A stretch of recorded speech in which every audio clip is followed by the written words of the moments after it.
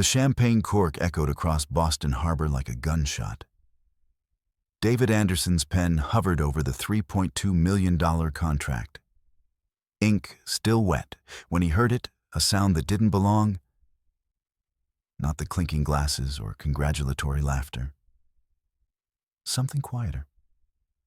Desperate. A baby's weak cry. He turned. Through the cafe's frosted window. A young woman stood trembling in the December cold. 5 layers of threadbare coats failing to hide her gaunt frame. The infant in her arms was wrapped in what looked like old newspapers. She didn't rush toward the tables. Didn't beg. Just stood there. Her hollow eyes fixed on the untouched $45 breakfast his clients had abandoned. When their eyes met, David's hand froze. Those eyes. He knew those eyes. "Could you spare me some leftover food, sir?" Her voice was barely a whisper. "My son is hungry." The woman had no idea she'd just spoken 10 words that would shatter 200 lives. Leave a like and share your thoughts in the comments, along with the city you're watching from. Now, let's continue with the story. David couldn't move. The woman's eyes held something he recognized, not desperation, but the terrible clarity of someone who'd already lost everything and was still fighting. He'd seen those eyes before, in a mirror, 34 years ago. The memories came without permission. 8 years old, standing outside St. Elizabeth's Hospital with nothing but a handwritten note pinned to his jacket. "I can't do this anymore. God forgive me." 3 foster homes in 7 years. 3 families who'd returned him like defective merchandise. "The boy never smiles," they'd said, as if grief had an expiration date. But he'd survived. MIT scholarship at 17. 3 part-time jobs, no friends, no trust. Just relentless forward motion. Until Catherine, the pediatrician who'd somehow cracked his frozen heart. They'd married fast. Too fast, everyone said. Then Sophie arrived. And for the first time, David understood what it meant to be terrified of happiness. 4 years. That's all he'd gotten. 4 years of sticky fingers and terrible singing and a little girl who loved unicorns more than breathing. He'd been in Singapore closing a $50 million deal when Catherine called 47 times. He'd been in meetings, important meetings. By the time he landed, Sophie was in a coma. 3 days later, she was gone, clutching her favorite stuffed unicorn. "I can't forgive you," Catherine had said at the funeral. "You chose money over our daughter." She wasn't wrong. 5 years later, David still set 3 places at his dinner table every night. Still cooked Sophie's favorite meals and threw them away at 9 o'clock. His penthouse overlooked the harbor, 4 bedrooms, all empty except for Sophie's room, preserved exactly as she'd left it. A $47 million mausoleum. The woman at his table shifted, and David blinked back to the present. She was younger than he'd first thought, maybe late 20s. Her coat sleeves were frayed, her boots held together with duct tape, but her posture was straight, dignified. "I don't want money," she said quietly when he reached for his wallet. "Just food." He ordered everything on the menu with protein, soup, sandwiches, hot milk. When the waiter brought it, the woman's hand shook so badly she nearly dropped the bowl. Not from cold, from weakness. The baby, maybe 9 months old, was too thin. David could see the outline of ribs through the worn onesie. "What's his name?" David heard himself ask. "Ethan." Her voice cracked. "He's a good baby. He doesn't cry much anymore." That's when David knew. Babies who stopped crying weren't good. They were starving. He wrote his personal cell number on his business card and pushed it across the table. "Call me if you need anything else." She took it, but shook her head. "I won't. But thank you." David watched her leave, disappearing into the December cold. He didn't know her name, didn't know her story. But 6 hours later, he'd know everything. David stared at the business card sitting on his desk. She hadn't called. He hadn't expected her to. Pride was often the last thing poverty couldn't steal. But he couldn't stop seeing those eyes. At 4 o'clock, he picked up his phone and dialed a number he rarely used. Connor Hayes answered on the first ring. "I need information on someone," David said. "Everything. 24 hours. He'd taken a photo through the cafe window, barely visible. But enough. Connor was the best private investigator money could buy at $500 an hour. By noon the next day, David had a 50-page dossier on his desk. The woman's name was Jessica Morgan, 28 years old, and the file made David's blood run cold. She hadn't always been homeless. 4 years ago, Jessica Clark had graduated from MIT with a 3.92 GPA in software engineering. Dean's List all 4 years. She turned down Google's $145,000 offer to join a Boston robotics startup because she'd believed in the mission. By her mid-20s, she was a senior engineer making $180,000 a year. Then she got pregnant. The CEO's email to HR was still in the company's server. Connor had ways of accessing things that weren't strictly legal. "We can't have a pregnant woman in a leadership position. Clients will think we're not serious. Find a reason to let her go." They'd fired her a month later. Restructuring, they'd called it. 3 days after that, they'd hired her replacement, male, no children. But that wasn't the worst part. Jessica's husband, Marcus Bennett, had been a construction supervisor. Good man. The file said, hard-working, not ambitious like Jessica, but steady. He'd proposed after 8 months because he'd loved her more than she'd probably loved him. She'd said yes anyway. Last September, Marcus had been working on a construction site when a crane cable snapped.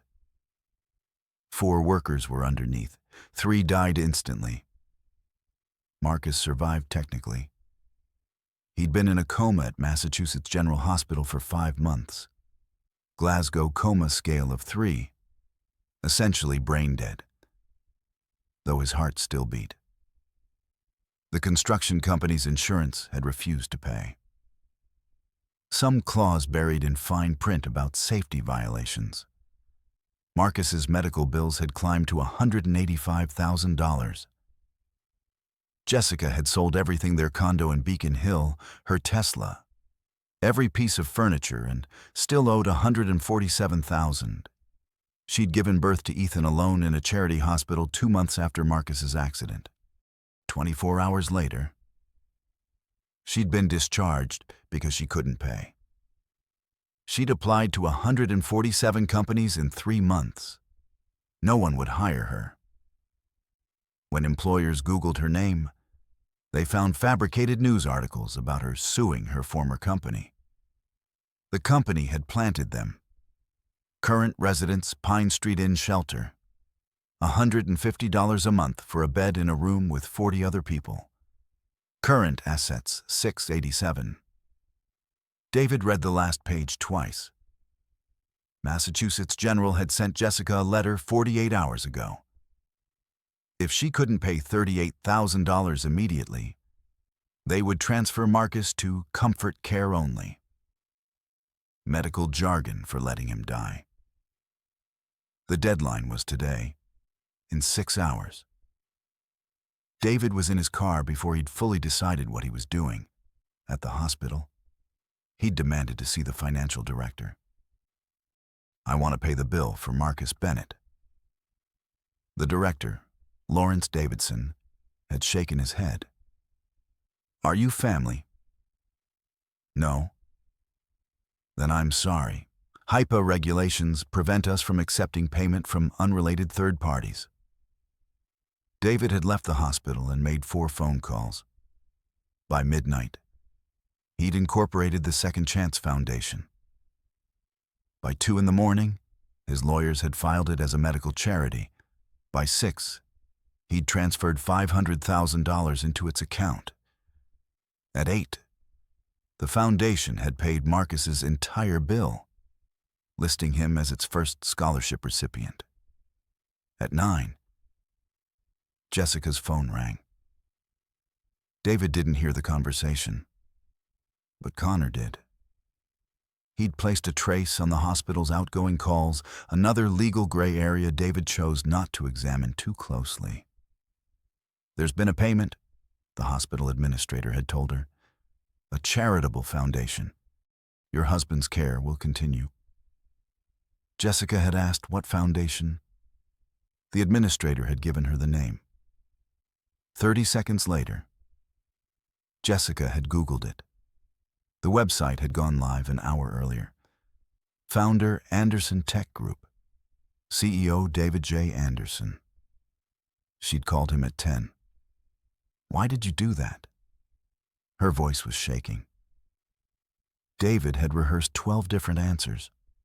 What came out was the truth. "Because someone should have done it for me 34 years ago. I can't accept this. I don't even know you. You don't have to know me. Your son deserves a father." Silence stretched between them. Then, "I can't ever repay this. I'm not asking you to." But she'd hung up. 20 minutes later, she'd called back.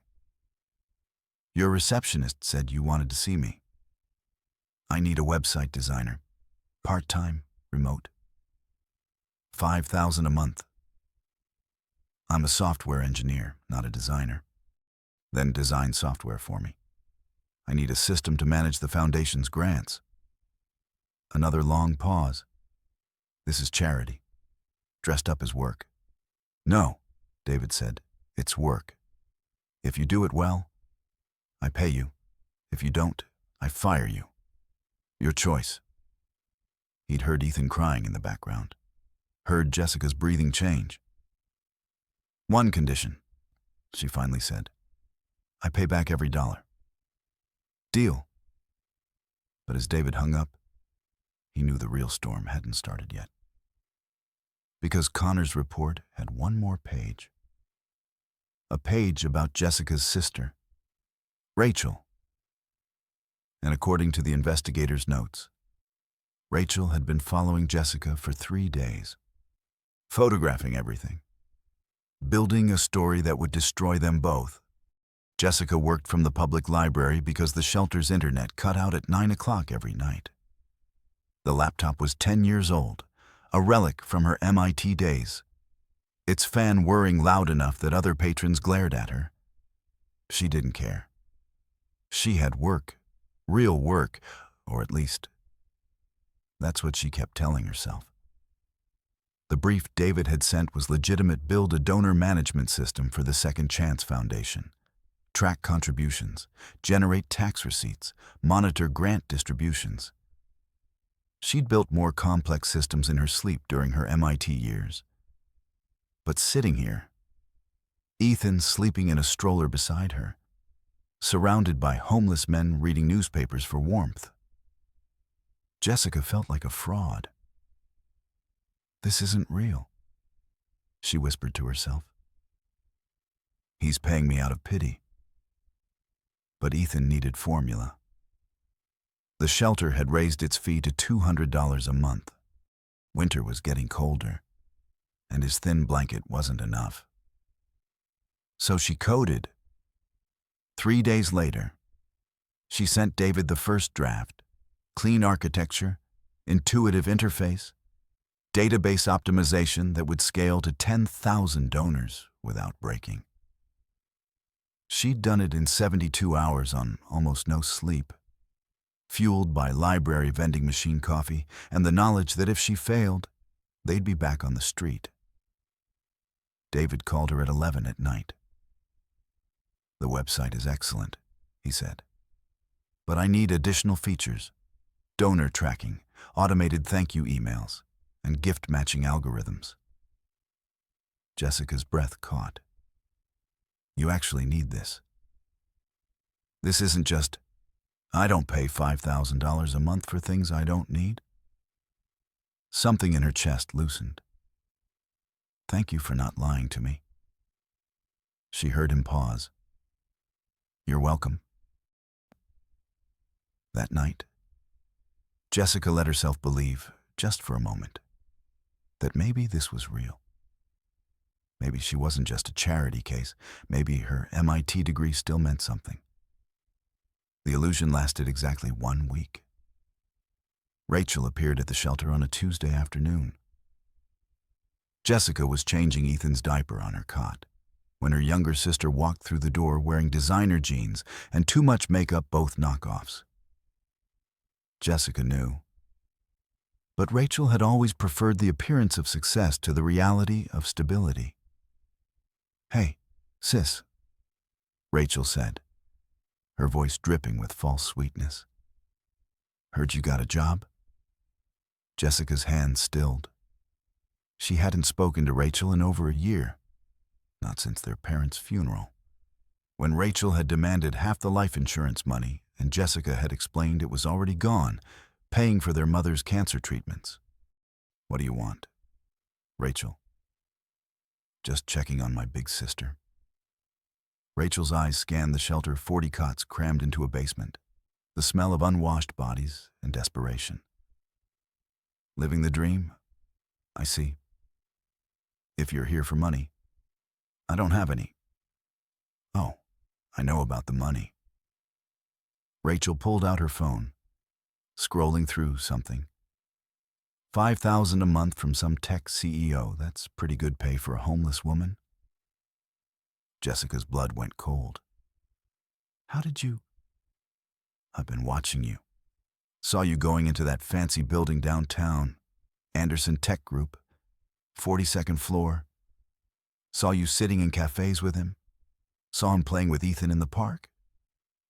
Rachel's smile turned vicious. "So what are you doing for him, exactly, because nobody pays that much for freelance work?" The slap came before Jessica could think. Her palm connected with Rachel's cheek hard enough to echo through the shelter. "Get out," Jessica said quietly. "And don't come back." Rachel touched her face, her eyes watering from pain or rage. Jessica couldn't tell. "You're going to regret that." But Rachel didn't leave. Not really. Over the next 2 weeks, Jessica spotted her everywhere.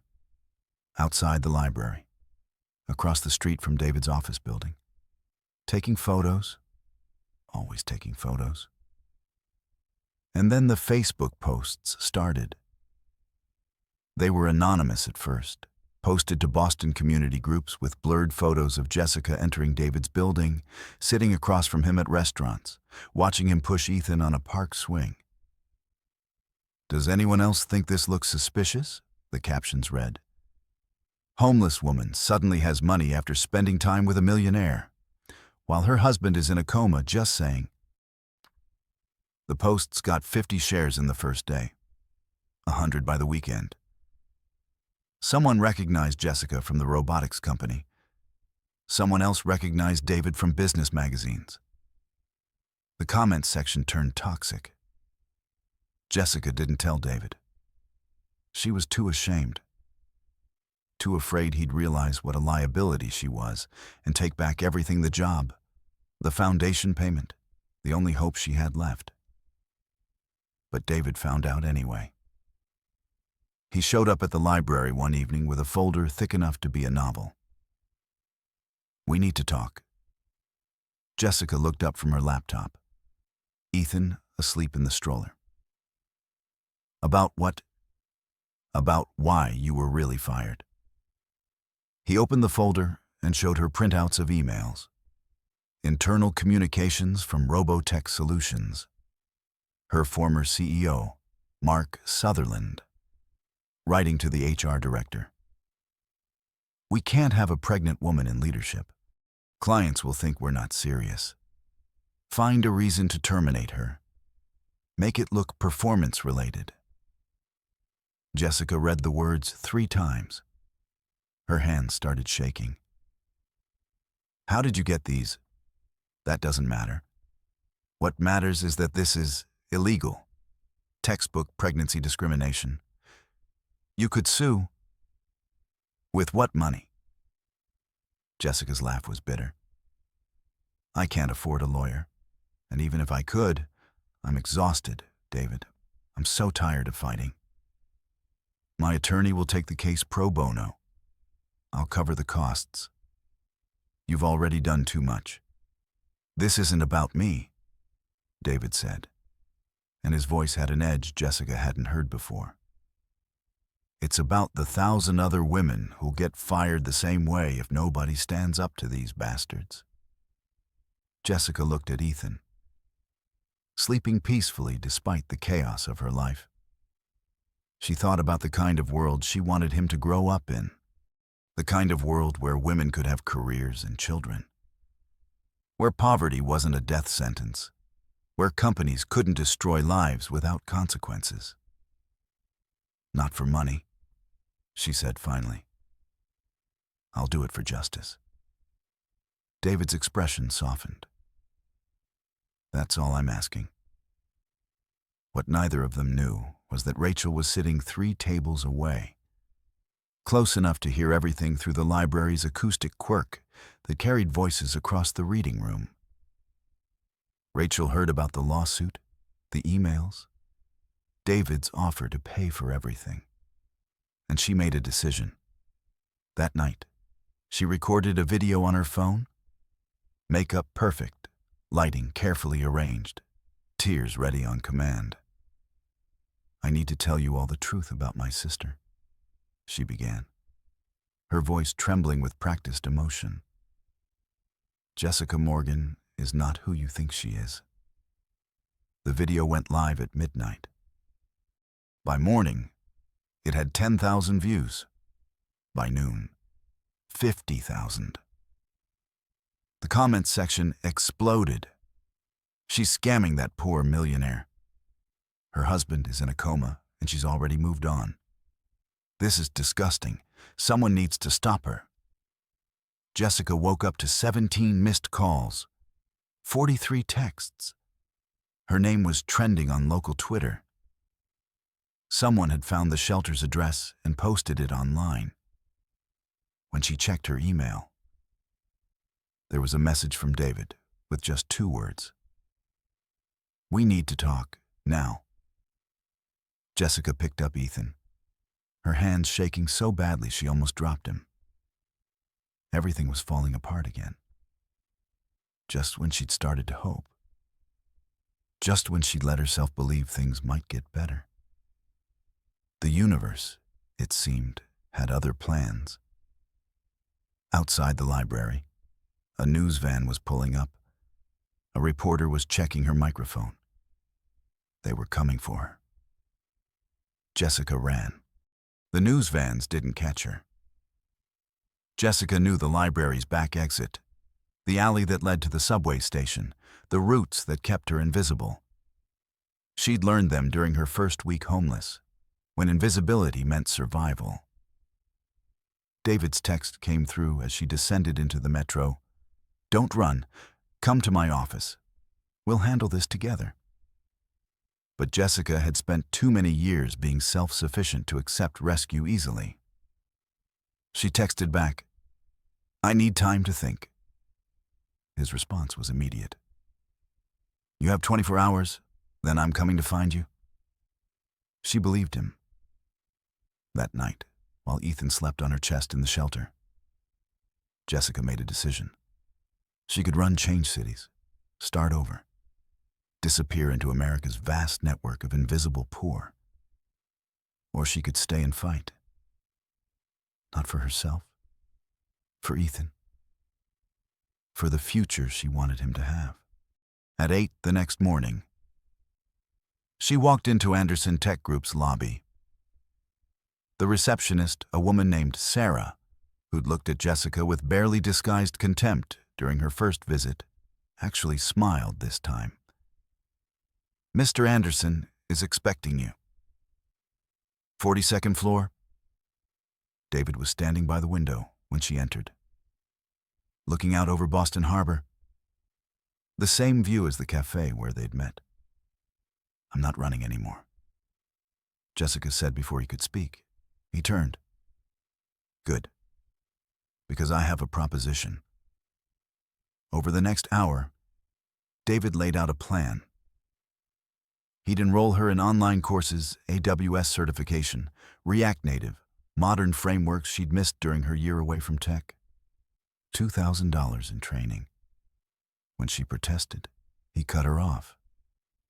"Technology changes every 6 months. You've been out for 18 months. This isn't charity. It's investment." Falschgefühl. But the real surprise came next. He was giving her an actual project. A complete redesign of Anderson Tech Group's main website. $50,000 budget, 6-week deadline. If she failed, it would damage the company's reputation. Real stakes, real consequences. "This is going to be harder than the foundation website," David warned. "Our clients are Fortune 500 companies. The design has to be flawless." Jessica felt something she hadn't experienced in over a year, the thrill of a genuine challenge. She didn't sleep for 3 days. The code flowed like it used to, her fingers remembering rhythms her mind had almost forgotten. Ethan slept in the stroller beside her, and the librarian, Mrs. Patterson, had started bringing her coffee without being asked. On the 4th day, at 2 in the morning, Ethan spiked a fever. Jessica touched his forehead and felt her world tilt. 39 degrees Celsius. His tiny body was burning. She called 911, but the dispatcher said it would be 45 minutes. She called the shelter, but nobody answered. In desperation, hands shaking, she scrolled through her recent calls and pressed David's number. He answered on the first ring. Voice alert despite the hour. "What's wrong?" "Ethan, he's sick. Fever. I don't know what to do." "Where are you?" "The library. Mrs. Patterson let me stay late to work." "I'll be there in 10 minutes. He arrived in 8. His Tesla pulled up outside, and David ran through the door in sweatpants and an MIT t-shirt, the first time Jessica had seen him in anything but business clothes. He looked younger, more human. He drove them to Boston Children's Hospital, carried Ethan inside while Jessica filled out paperwork with trembling hands. The doctor said it was just a bad cold. But Ethan was malnourished and needed monitoring.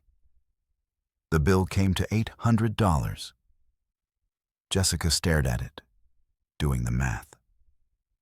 Even with her new salary, she couldn't afford this. Not with the shelter fees, not with everything else. "I'll pay it back," she started, but David shook his head. "Ethan is your son, not a work expense. I'm paying because I want to." Jessica broke, not dramatically. Just quiet tears sliding down her face while she sat in the emergency room at 3 in the morning, holding her sleeping son, accepting that sometimes strength meant letting someone help. David sat beside her, not touching, just present. "Why are you doing this?" she whispered. He was quiet for a long time. "When I was 8, I had pneumonia.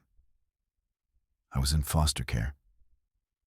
and they almost didn't take me to the hospital because the paperwork was complicated. I remember lying there thinking nobody cared if I lived or died."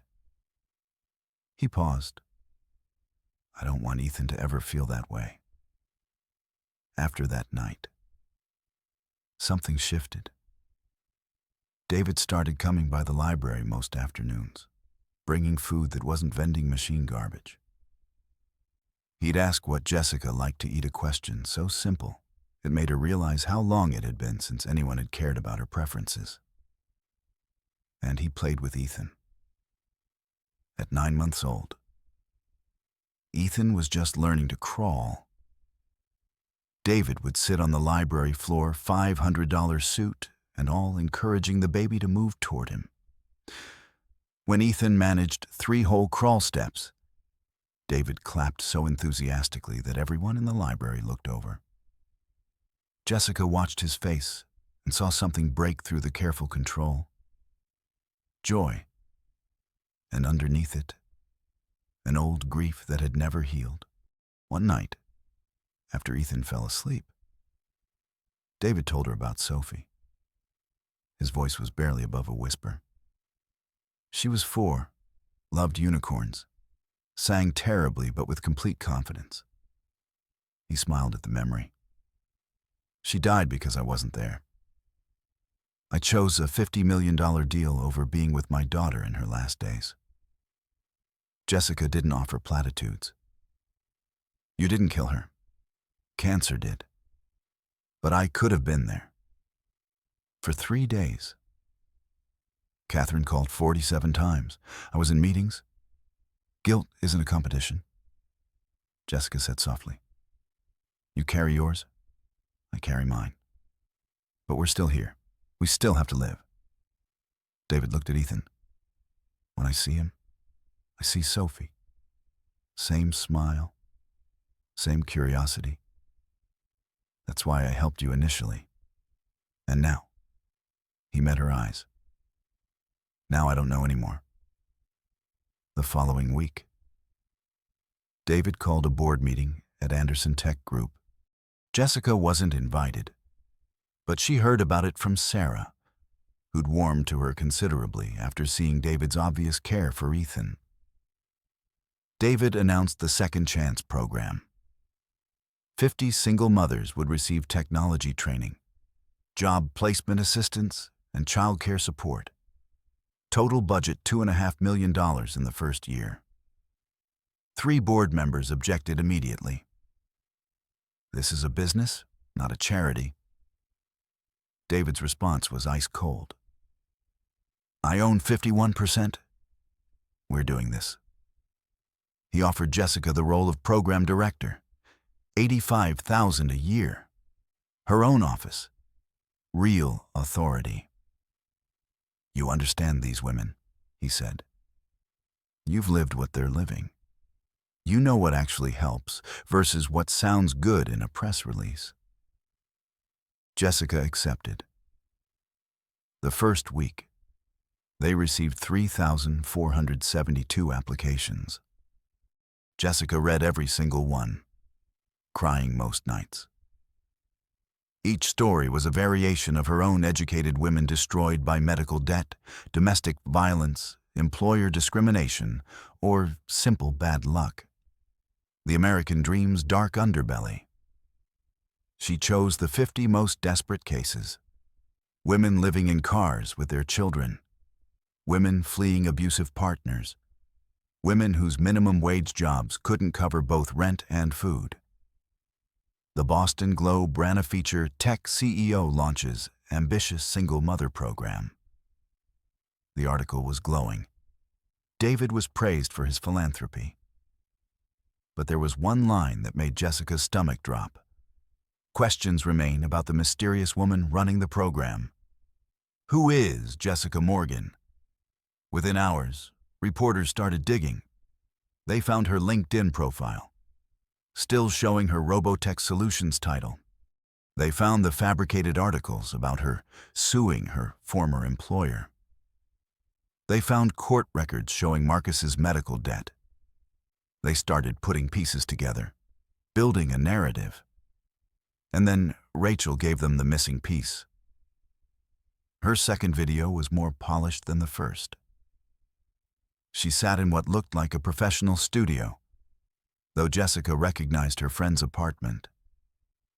Tears rolled down Rachel's carefully made-up face as she spoke. My sister abandoned her husband.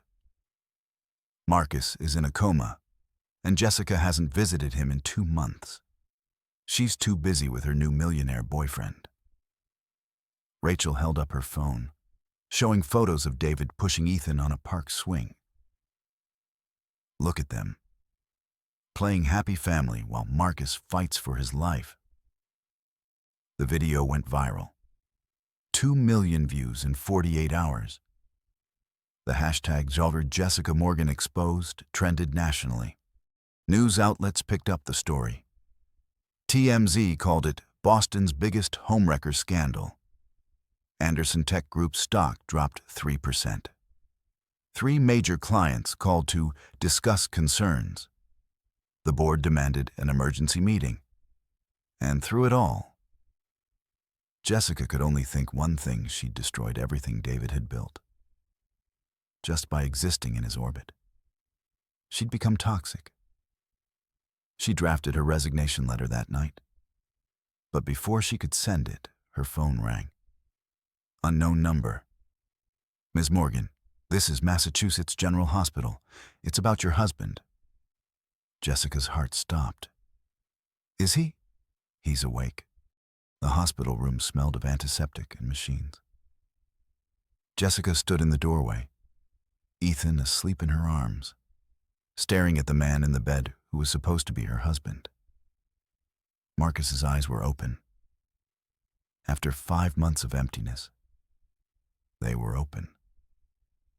Marcus. Her voice cracked. He turned his head slowly, looked at her with confusion that felt like a knife. Who are you? Dr. Henderson appeared at her elbow. Memory loss is common after prolonged coma. Give him time. But Jessica saw something in Marcus's eyes that wasn't confusion. It was something else. Something that looked almost like recognition. Quickly hidden. She approached the bed, shifting Ethan to show him. This is our son. Ethan, he was born while you were... She couldn't finish. Marcus stared at the baby. His expression flickered pain, love, resignation before going blank again. I don't remember. The words felt rehearsed.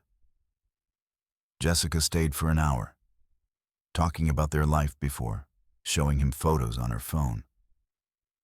Marcus listened politely, like she was a stranger telling him someone else's story. When she finally left, promising to return tomorrow, she heard him ask the nurse a question. That woman, is she really my wife? The nurse's response was cut off by the closing door.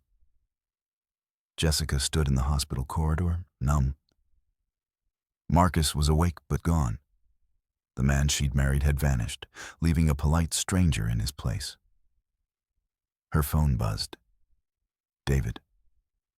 Board meeting tomorrow, 9 a.m. They're voting on the Second Chance program. I need you there. She typed back. Marcus woke up. 3 dots appeared, disappeared, appeared again. Finally, are you okay? Jessica didn't know how to answer that. So she didn't. The next morning, she left Ethan with Mrs. Patterson at the library and took the subway to Anderson Tech Group. Sarah met her at reception with an expression that was almost sympathetic. Good luck in there.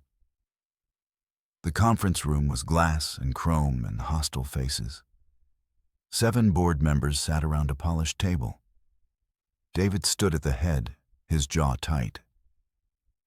Miss Morgan, the CFO, Thomas Wright, said without preamble, we've asked you here because this board is considering terminating the Second Chance program entirely. Jessica's stomach dropped. Why? Because your scandal is costing us millions. Thomas slid a tablet across the table. News headlines filled the screen. Homewrecker running charity program. Tech CEO's mistress scandal. Husband in coma while wife plays house with millionaire. These stories are lies, Jessica said. They're effective lies.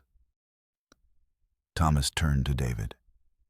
3 more clients pulled their contracts this morning. That's $8 million in revenue. The shareholders are furious.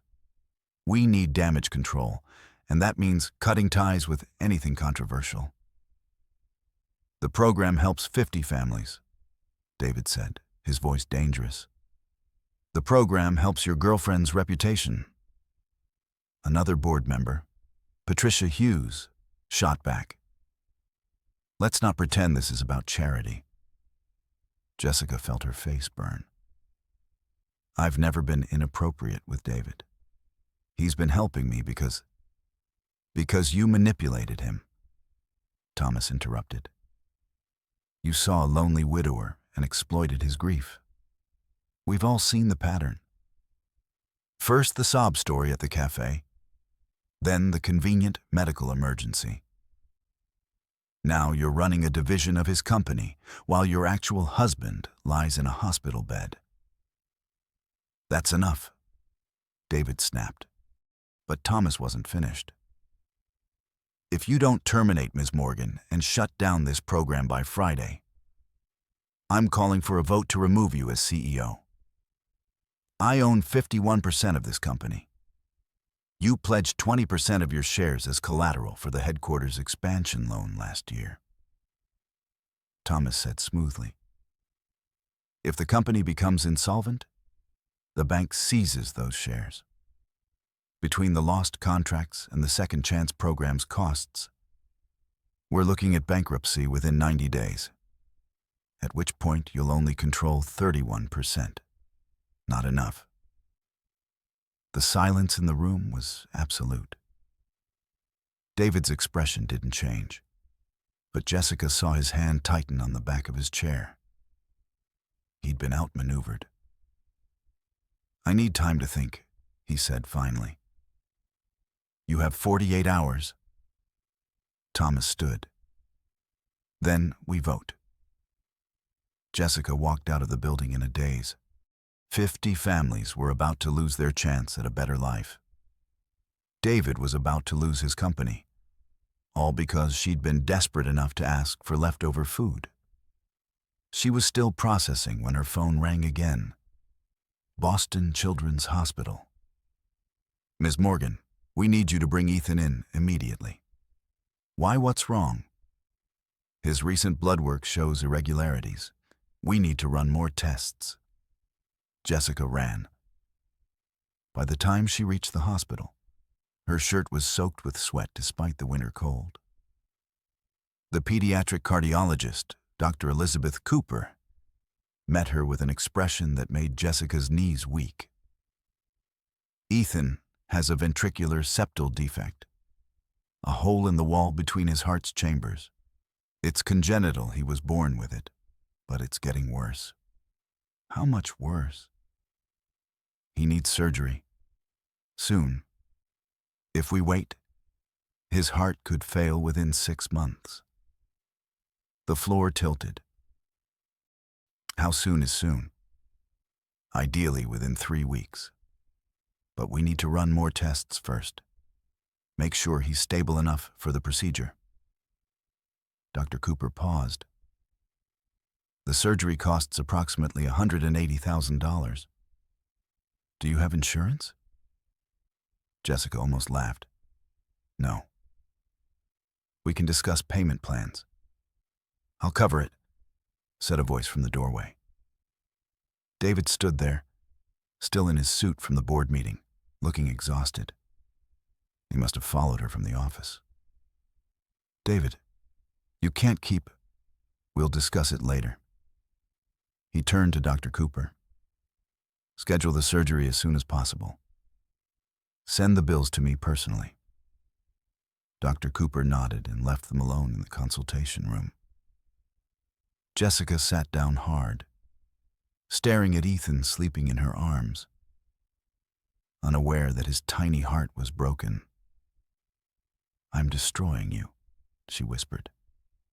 "Your company, your reputation, everything." Where David sat beside her. "You're not destroying anything. Other people are doing that because they can't stand the idea of someone getting help without deserving it. The board is right, though. If you lose the company trying to save me, then I lose the company." He said it like it was simple. "I already lost everything that mattered once. I'm not doing it again. Sophie, I chose work over her, board meetings over bedtime stories, contracts over the 3 days I could have spent saying goodbye." His voice was raw. "I'm not making that choice again, even if it costs me everything." Jessica's phone buzzed. A text from an unknown number, a video link. She clicked it and felt her blood turn to ice. It was Rachel. Live streaming from outside the hospital. "Breaking news, everyone. My sister just ran to the hospital not to see her comatose husband, but because she's here with her millionaire boyfriend.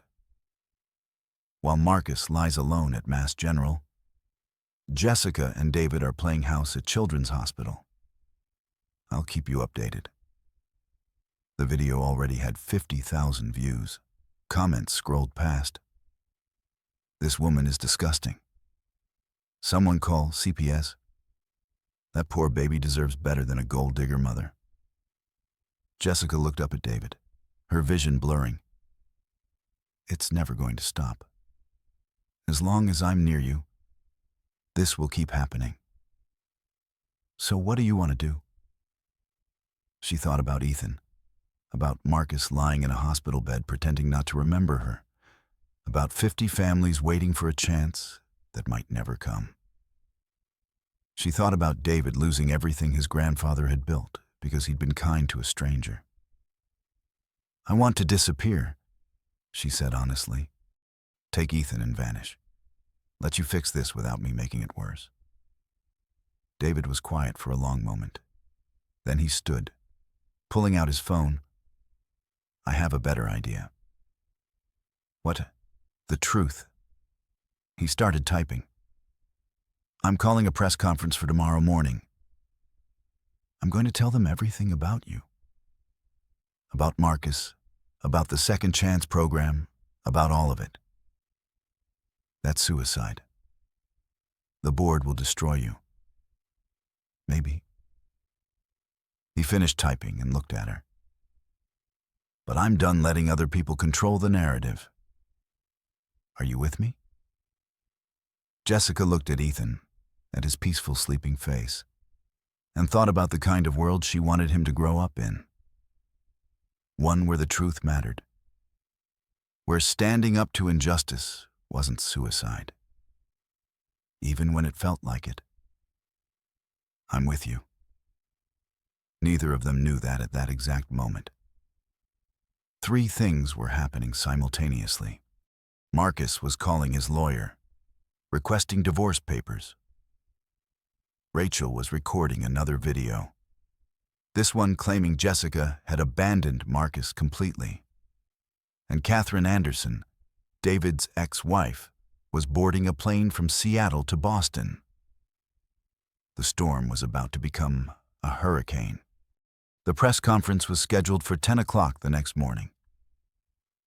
David spent the night in his office, preparing a statement that would either save everything or destroy it completely. Jessica sat across from him. Ethan sleeping in a borrowed bassinet from the hospital, and watched him type and delete and type again. "You don't have to do this," she said for the 3rd time. "Yes, I do." He didn't look up from his laptop. "I'm tired of letting fear make my decisions."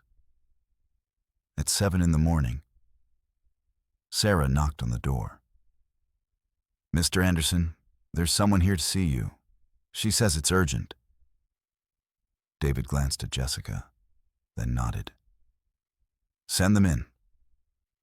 the woman who walked through the door was beautiful in a sharp, professional way.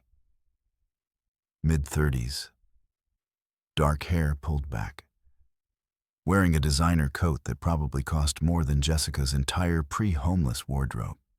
Her eyes went immediately to Ethan sleeping in the bassinet, and something painful crossed her face. "Hello, David," she said. David stood so fast his chair rolled backward. "Catherine." His ex-wife. Jessica recognized her from the photos Connor's investigation had included. Dr. Catherine Hayes, pediatric surgeon, the woman David had loved and lost, along with Sophie. Catherine's gaze moved to Jessica, assessing. "So, this is her." "Catherine, this isn't what you think. You're replacing our daughter." Catherine's voice was controlled, but Jessica heard the razor edge beneath it. "That baby in the bassinet. You're using him to fill the hole Sophie left." "That's not—" "I saw the pictures, David. You pushing him on a swing, teaching him to crawl, the same things you never did with Sophie because you were always working." Catherine's composure cracked.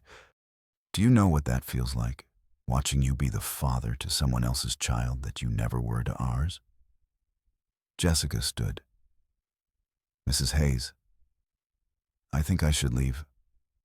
"No." Catherine turned to her. "You should hear this too. You should know what kind of man you're getting involved with." "We're not involved," Jessica said. "He's helping me because you remind him of his failures. That's what David does. He finds broken things and tries to fix them because he couldn't fix himself." Catherine looked back at David. "I came here to tell you I'm moving to Vancouver. Permanently. I thought you should know." Something in David's expression shuddered. "Why are you telling me this?" "Because despite everything, I don't want you to wonder where I went." She paused. "And because I wanted to see if you were really doing this, throwing away everything we built together for a woman you barely know." "I'm not throwing anything away. I'm trying to help. You're trying to save yourself." Catherine interrupted. "But here's the thing. David, Sophie's death, that's on both of us.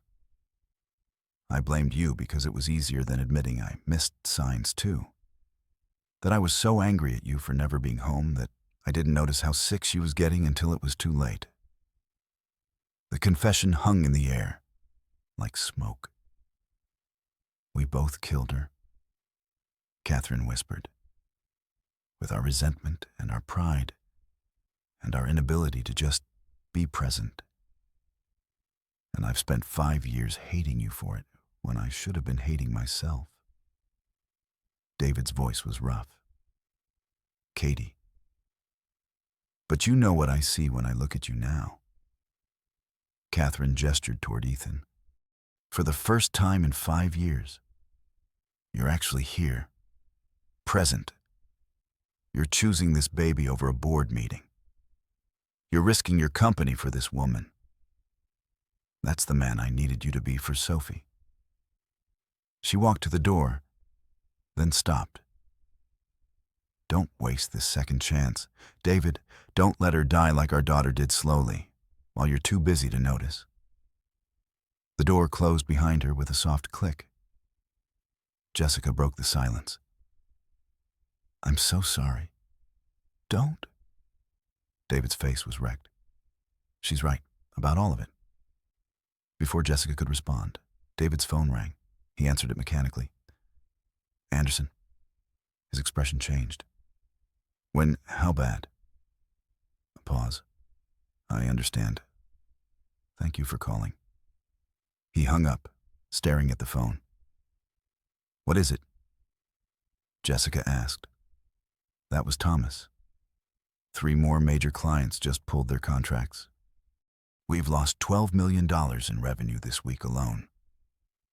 The board is convening an emergency vote this afternoon. They're removing me as CEO. Jessica felt the floor drop out. Because of me.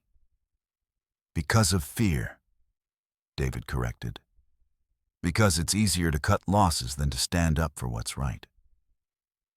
His phone rang again. This time it was Dr. Cooper from Children's Hospital. Mr. Anderson, we need to move Ethan's surgery up.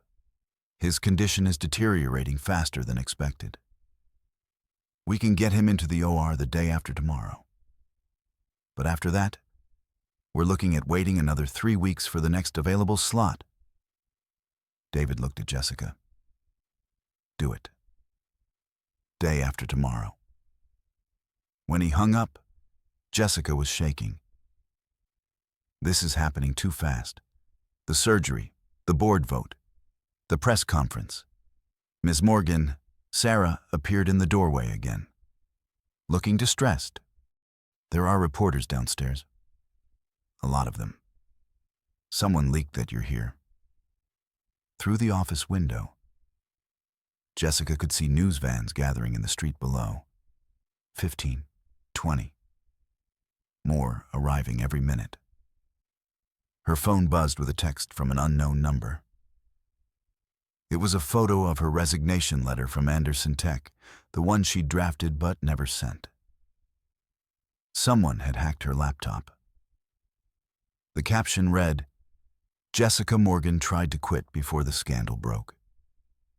Guilty conscience. Rachel, Jessica whispered. Her sister must have installed spyware during one of her library visits. Another text came through, this time from Massachusetts General Hospital. Her stomach clenched as she read it. Mr. Bennett is asking for you. He says it's urgent. Jessica looked at David. Marcus wants to see me. Do you want me to come with you? She almost said yes, but something in the message felt private, final.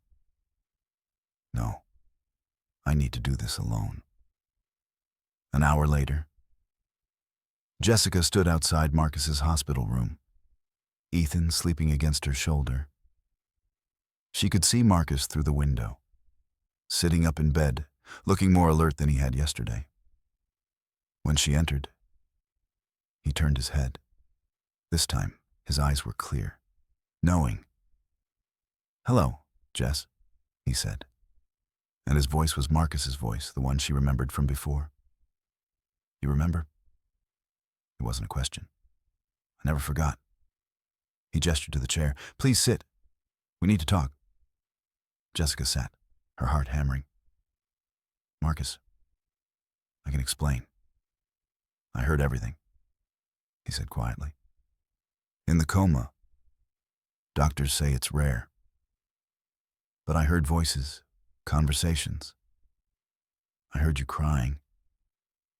I heard you tell the nurses about David. I heard everything. Jessica's throat closed. I didn't mean to. I wasn't trying to replace you. I know. Marcus's smile was sad. That's why I'm giving you this. He held out an envelope. Inside were divorce papers, already signed. You don't have to do this, Jessica whispered. Yes, I do.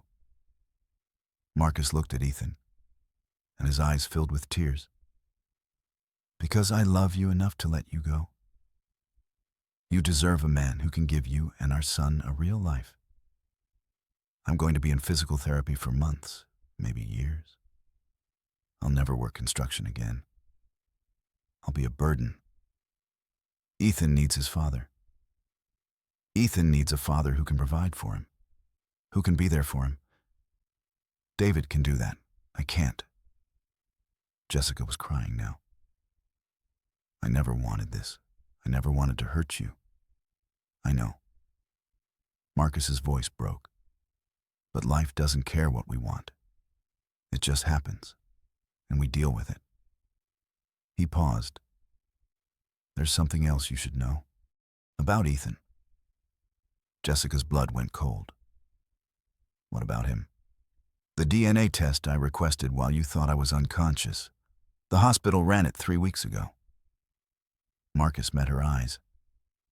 Ethan isn't my biological son. The world stopped. How did you? I suspected when you got pregnant. The timing was off. But I didn't care.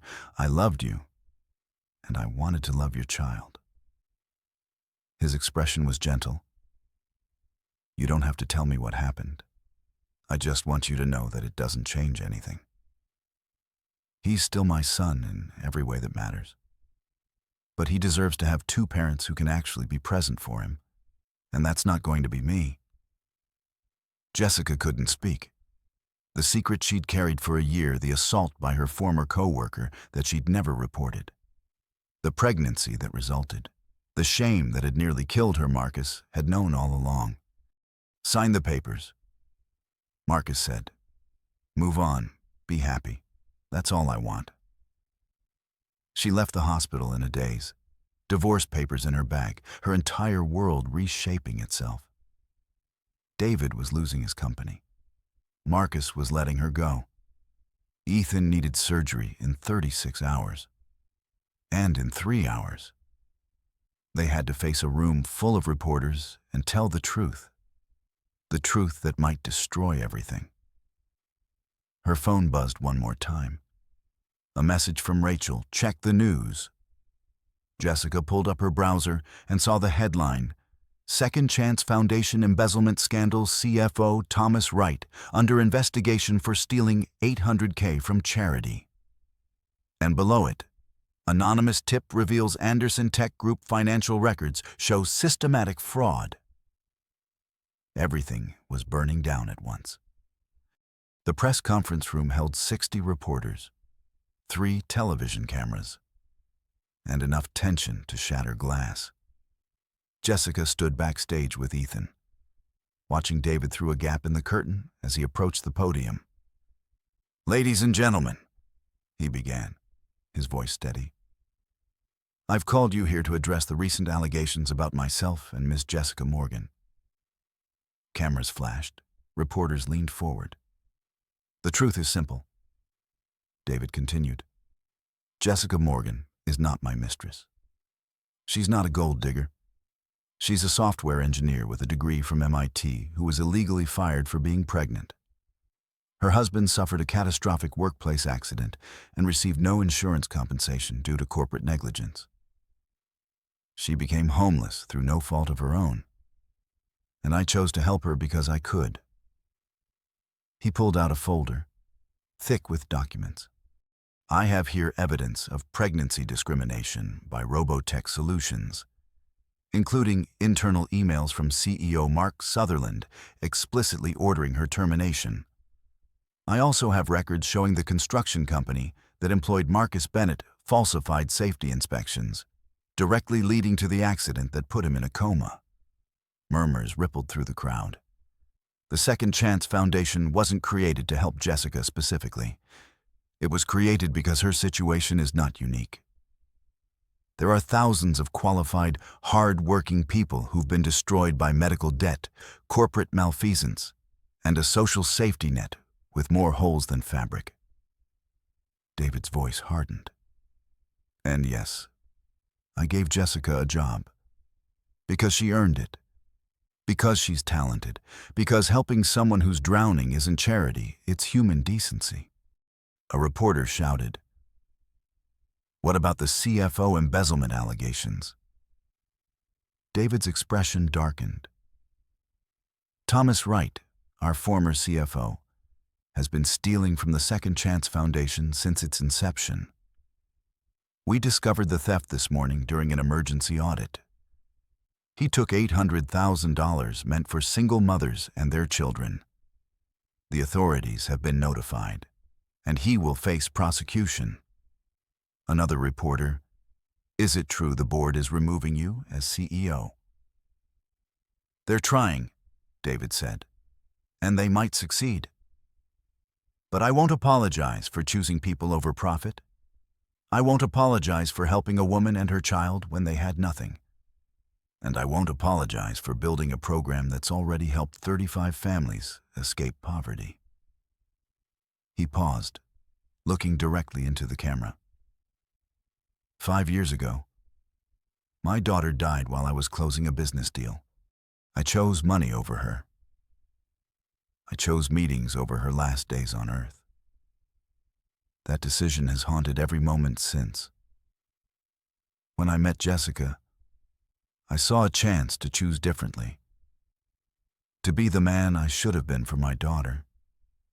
To actually save a life instead of watching it slip away while I was too busy to care. The room had gone silent. So, yes, I helped her, and I'd do it again.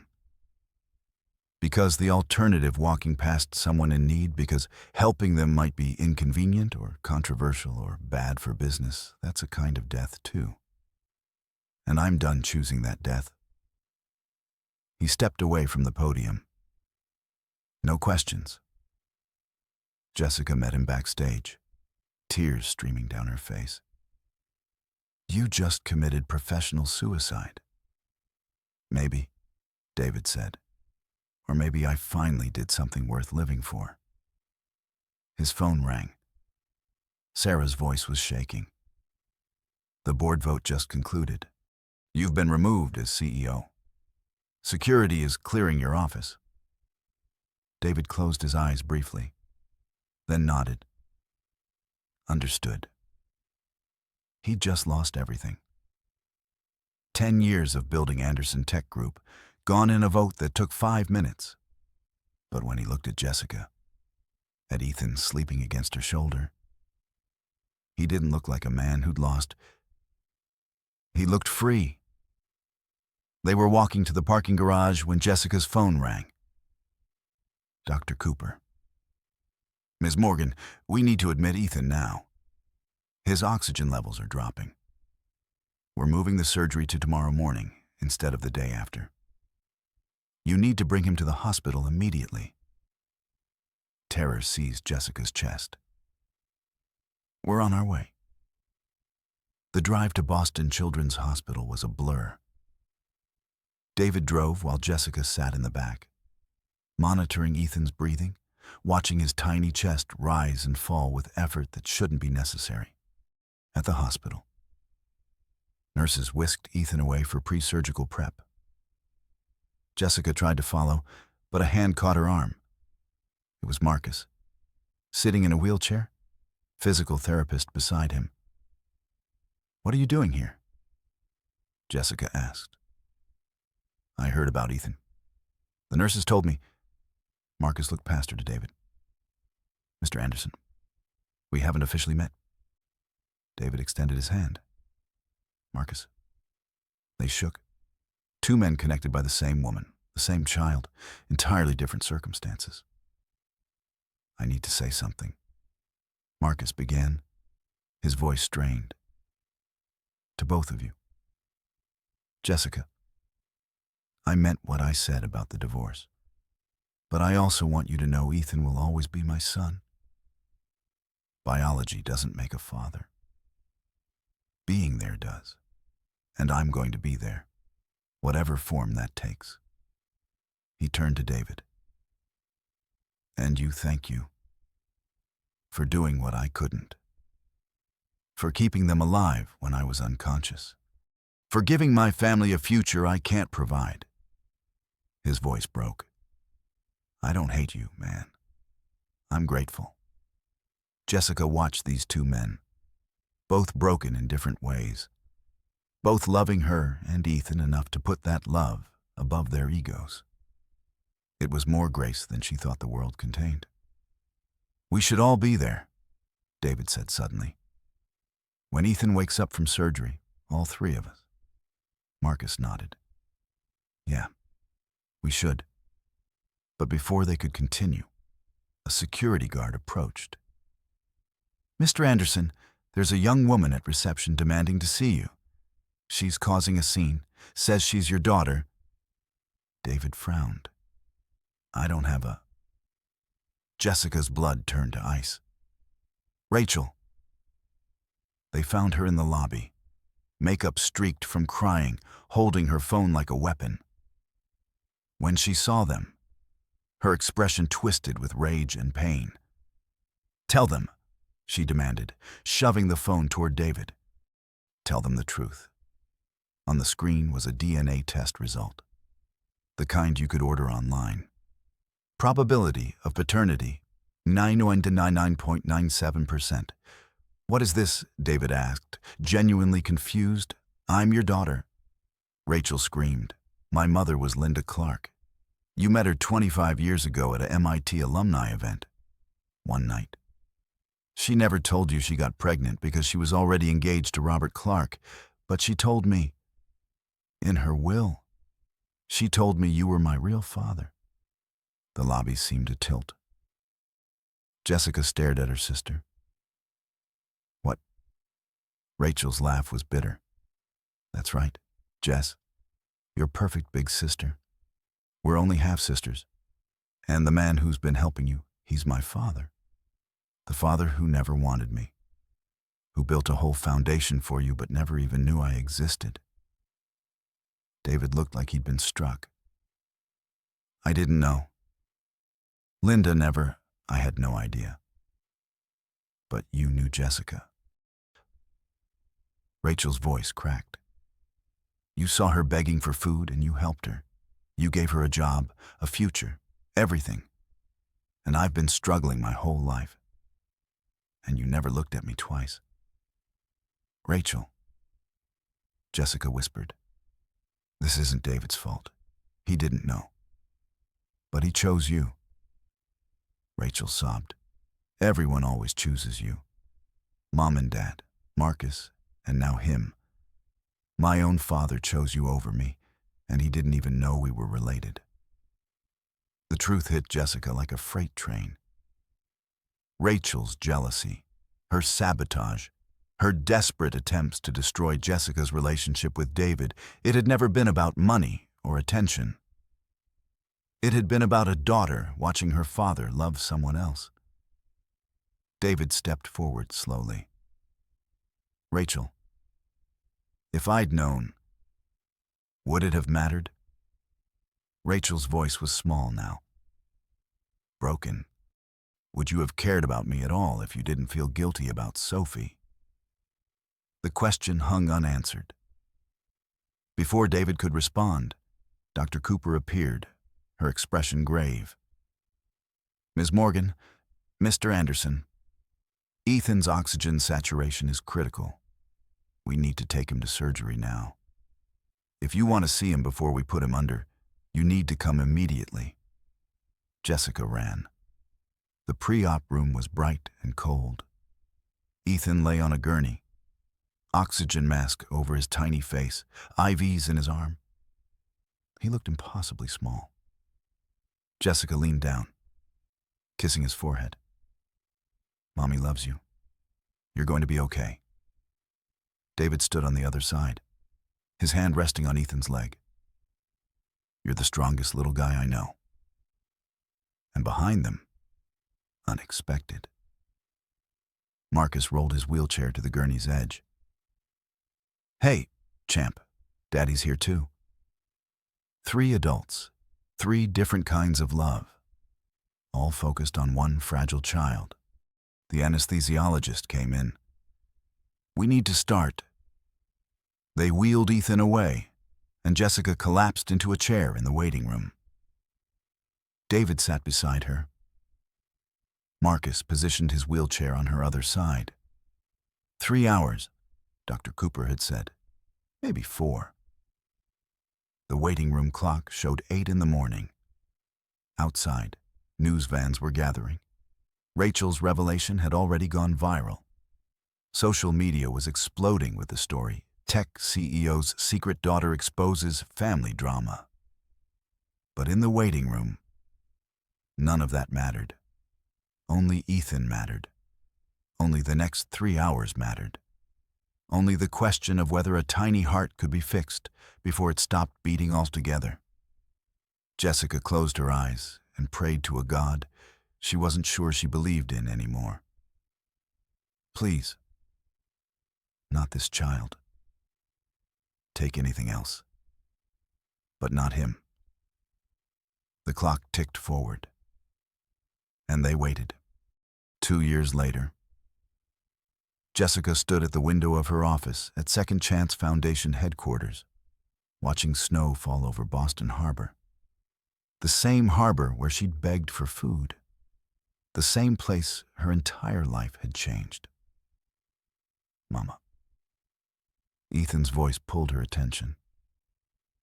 He was 2.5 now, healthy and energetic, running circles around David's desk with the boundless energy only toddlers possessed. David looked up from his laptop, grinning. "Slow down, buddy. You're making me dizzy." Jessica smiled. This was their routine now. Every afternoon, David brought Ethan to her office so they could have dinner together before heading home. Home. The word still felt foreign, even after a year of living in David's penthouse, now redecorated. Warm. Filled with Ethan's toys and laughter. Her title was Chief Technology Officer, though the foundation was more family than corporation. 500 women had graduated from their program across 15 states. 35 had started their own businesses. 12 had gone back to school. All of them had escaped the poverty that had nearly killed them. Jessica's TEDx talk, From Homeless to Hope, had 8 million views. She spoke at conferences, wrote op-eds, testified before Congress about the need for better social safety nets. The woman who'd once hidden in library bathrooms now stood on stages and demanded change. "You okay?" David asked, noticing her distant expression. "Just thinking." She walked over, ruffling Ethan's hair. "About how different everything is." "Better different, much better." David had lost Anderson Tech Group, but he'd gained something more valuable: peace. He'd used the severance from his forced resignation to expand Second Chance Foundation nationwide. No more 80-hour weeks. No more choosing deals over people. He'd become the father Sophie never had, and Ethan desperately needed. Sophie's room was now Ethan's playroom, but they'd kept one shelf with her favorite books and the unicorn stuffed animal. Sometimes Jessica found David reading to Ethan from those books, telling him about the sister he'd never met. Uncle David got sad when his little girl went to heaven, Ethan had said once, with the matter-of-fact wisdom of children. But now he takes care of me, so he's not so sad. Marcus had his own journey. After 8 months of grueling physical therapy, he could walk with a cane. He'd become an advocate for workplace safety reform, traveling the state to speak about the construction accident that had nearly killed him. He'd helped pass legislation requiring better insurance coverage for contractors. He'd saved lives by sharing his story, and he'd found love again with Sarah Mitchell, the physical therapist who taught him to walk. They'd gotten engaged last month. Marcus brought Sarah and Ethan together every other weekend, creating a blended family that defied traditional definitions. Jessica. David's voice brought her back to the present.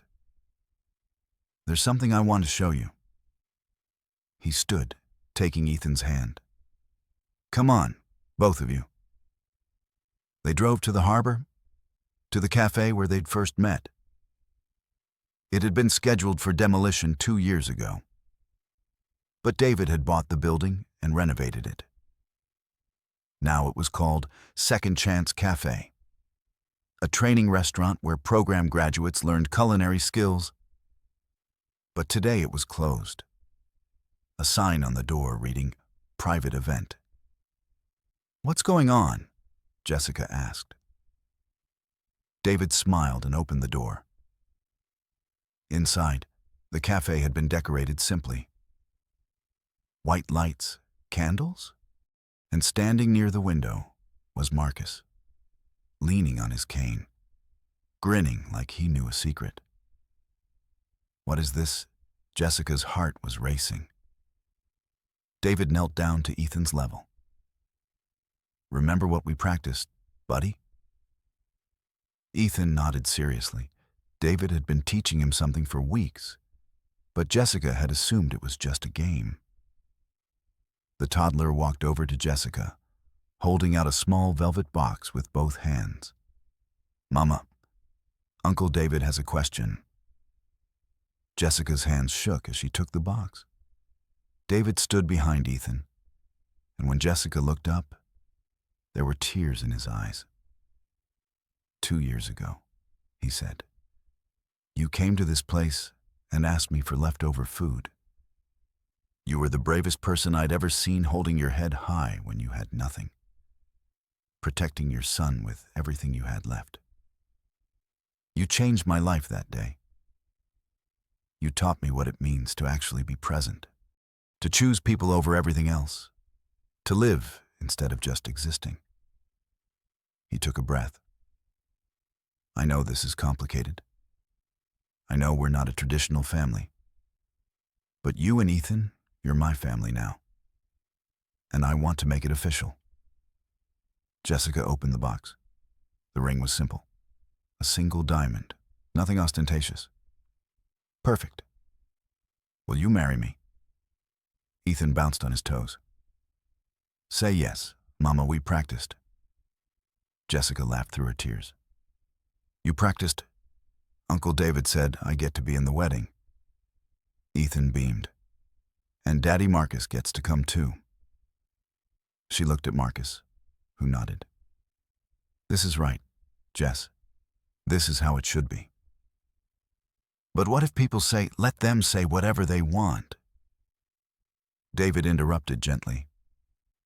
I spent 5 years caring what people thought, and it nearly killed me. I'm done with that. I'm choosing us. Jessica thought about the scared woman who'd walked into this cafe 2 years ago. She'd been so certain she didn't deserve help, didn't deserve kindness, didn't deserve a second chance. But maybe that was the whole point. Nobody deserved second chances. They were gifts. Grace. The universe offering another roll of the dice when you'd lost everything. Yes, she whispered. Yes. I'll marry you. David slipped the ring on her finger, and Ethan cheered. Marcus clapped from his spot by the window. And somewhere, Jessica hoped. Sophie was smiling too. 6 months later. They married on the harbor pier. 50 guests, the original 50 mothers from the Second Chance program, plus Marcus and Sarah, Mrs. Patterson from the library, and Connor, the investigator who'd started it all. Rachel was there too, standing in the back. She'd spent the last 2 years in therapy, working through her anger and pain. She and David were building a relationship, slowly weekly dinners, careful conversations, the tentative trust between a father and the daughter he'd never known he had. She'd apologized to Jessica 3 months ago. I was so angry that you had him and I didn't. But I was really angry at myself for pushing away the only family I had left. Jessica had hugged her. We're still sisters. Nothing changes that. When it came time for someone to walk Jessica down the aisle, she'd asked Marcus. He'd cried and said yes. Now he stood beside her in his best suit, cane in one hand, her arm in the other. You ready? More than I've ever been. They walked toward David, who stood under an arch of white flowers with Ethan at his side. The toddler wore a tiny suit and kept waving at everyone.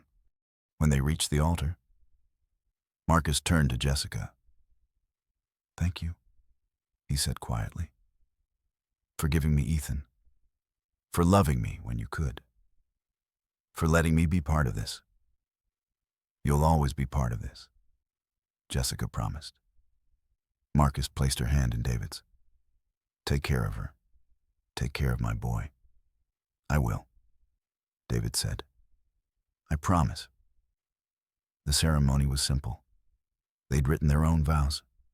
David went first.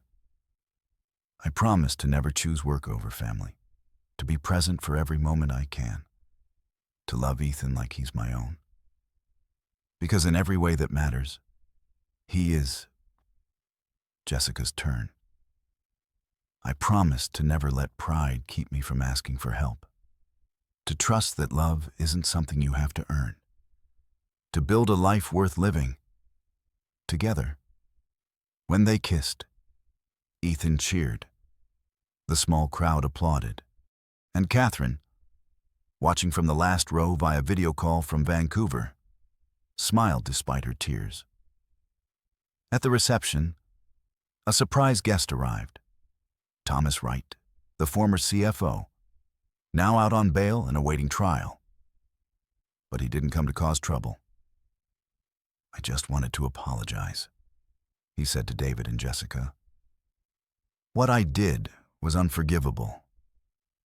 But watching what you've built, watching you actually help people instead of just talking about it, it made me realize what kind of man I'd become. I'm cooperating fully with the investigation, and I'm donating my remaining assets to the foundation. It won't erase what I did, but maybe it can help. David shook his hand. Thank you. As the sun set over Boston Harbor, Jessica stood with David and Ethan, watching the water turn gold. You know what the best part is? David asked. What? This. He gestured to everything: the celebration, the friends, the family they'd created from broken pieces. 2 years ago, I was a ghost. Now I'm alive, because you asked me for leftover food. Jessica leaned into him. Best 10 words I ever spoke. Ethan tugged on David's sleeve. Daddy David, can we get ice cream? David looked at Jessica, who nodded. They'd started letting Ethan call him that a few months ago. Marcus had suggested it. He should have 2 dads, he'd said. Kid's lucky that way. Yeah, buddy. Let's get ice cream. As they walked toward the cafe, hand in hand, Jessica looked back at the harbor one last time. The place where she'd hit bottom. The place where she'd found grace. Sometimes miracles weren't magic. They were just people choosing kindness when they could have chosen indifference. Choosing love when they could have chosen safety. Choosing to show up when it would have been easier to walk away. 2 years had passed. 500 families had been helped. One lost CEO had found his purpose. One homeless mother had found her strength. One comatose man had found forgiveness. One abandoned daughter had found her father. And one little boy with a repaired heart had found a family that proved love wasn't about biology or tradition or what anyone else thought. It was about who stayed, who fought, who chose you every single day. That was the real miracle. The real second chance. The real happy ending that was actually just a beginning.